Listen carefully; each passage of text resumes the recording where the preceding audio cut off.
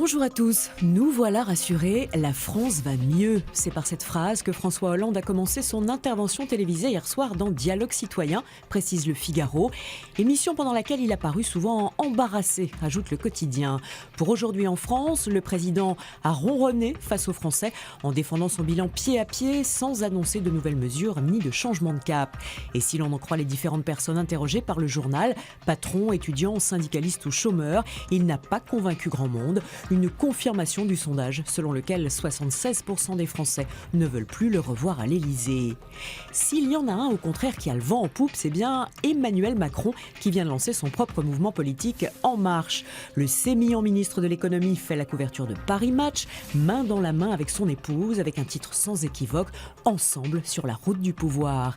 Brigitte Macron se confie pour la première fois sur leur vie à deux et ouvre leur album intime au magazine.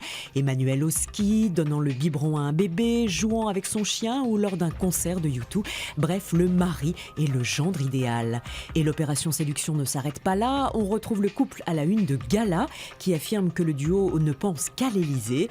Sur les photos du magazine People, Emmanuel et Brigitte semblent soudés comme au premier jour.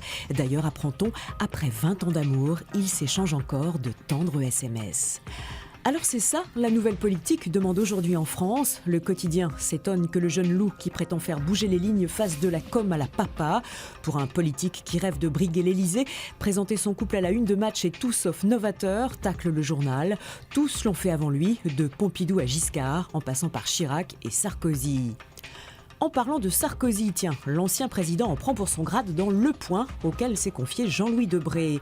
Ce dernier a dû garder le silence pendant 9 ans, alors qu'il présidait le Conseil constitutionnel. Mais maintenant qu'il l'a quitté, il se lâche.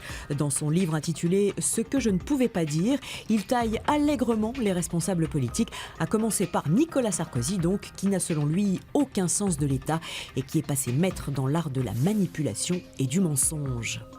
Alors que Jean-Marie Le Guen relançait cette semaine la polémique sur la dépénalisation du cannabis, Courrier International se demande s'il faut légaliser toutes les drogues.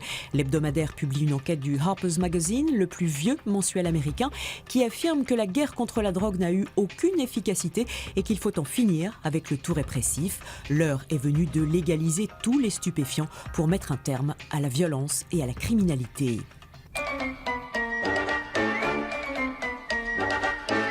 On termine avec des photos inédites publiées dans l'Express et Le Figaro à l'occasion de l'ouverture ce week-end du musée consacré à Charlie Chaplin en Suisse. Il a été créé au sein même de la propriété familiale où l'artiste a vécu pendant plus de 50 ans. On y retrouve tout l'univers du réalisateur des temps modernes et du dictateur. Le fantôme de Charlot semble habiter les lieux. Bonne journée à tous et bon week-end.